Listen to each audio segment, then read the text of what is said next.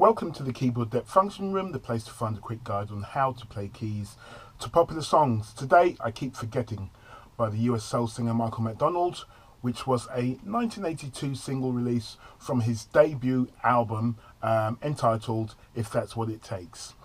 The song was written by Michael McDonald and Ed Sanford, but credits are also given to the great songwriting duo of Jerry Leiber and Mike Stoller due to similarities with the 1962 Chuck Jackson single which they wrote of the same name, I Keep Forgetting.